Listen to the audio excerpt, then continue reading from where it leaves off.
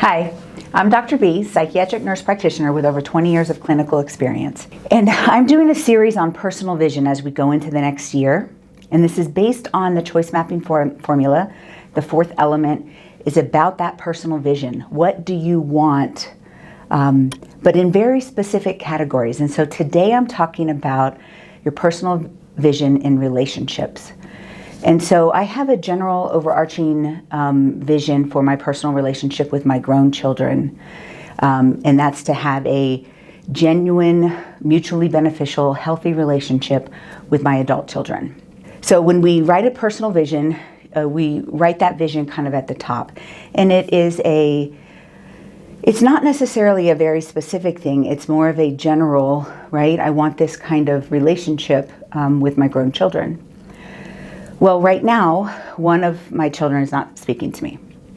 And if you have more than a couple grown children, you might have experienced this in your life, or if you're struggling with your relationship with your teenagers, the same kind of concept of really how do we give that individual choice? How do we grow in this mutual adult relationship?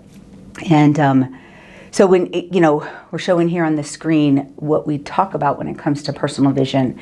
And it's important that we include your personal vision in your choice mapping experience and journey, because I've read so many self-help books that are like, make this goal, just do it. And it's all about this kind of all or nothing.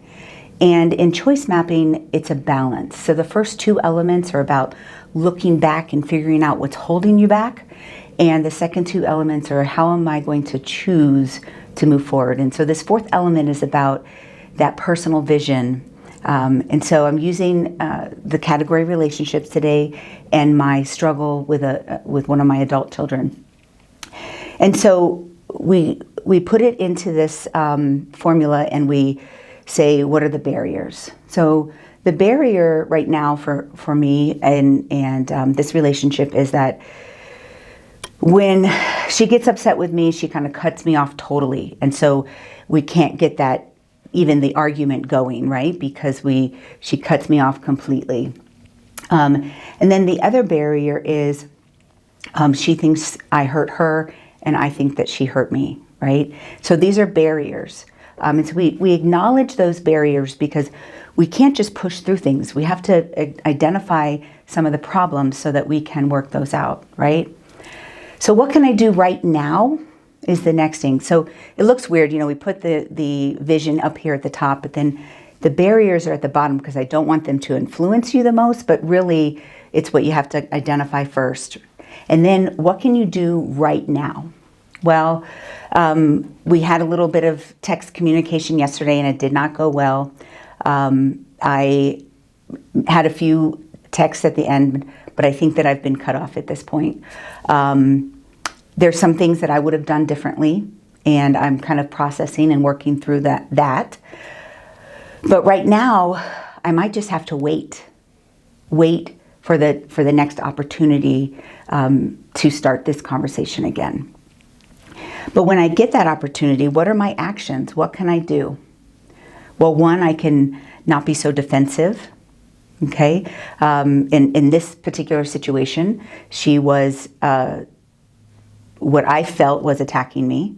And so instead of taking a deep breath and trying to really listen and process how she felt, I responded defensively, which then caused the exact reaction from her. And so then I stopped. That caused a stop in the communication. So I can make a choice because, remember, my goal is to have a genuine relationship that's mutually beneficial. And so if I really want that, maybe I have to approach the next communication differently. And so remember, we can only control ourselves. And, I'm not talking about difficult or toxic relationships. We talk about that at other times. But if there is a relationship that you genuinely want to be good, then there may be some actions that you have to take that are non-defensive, listening, and maybe even I may have to allow her to believe these negative things about me, even though I don't believe them to be true. So that's the action I'm choosing to take right now. One, I have to wait. But two, when I get the opportunity again, I am going to try my hardest to not respond defensively. So this is how you make a personal vision. So you could have tons of personal visions. And, you know, like I said, I have a general one for all my adult children, but this is what's active right now with this particular child. You can have physical, emotional, spiritual, personal visions. And so we're going to go through a couple more of those categories, but it's super important that you separate them so that you can identify the barriers, decide what can I do now, what are the actions that I need to have to get to that ultimate goal, right? So all of that is going to be different depending on what you're talking about. So let's go into this year with some solid personal visions. These are not New Year's resolutions. These are personal visions of who you want to be. What do you want out of your life? What makes you happy? And let's find those things. And so it's all a part of the process. It's not just about a resolution and trying to stick to it. It is about the whole choice mapping process and finding those visions and moving towards them. And I do believe that you can find those personal visions, that you can attain those personal visions, and I believe that you are mentally strong.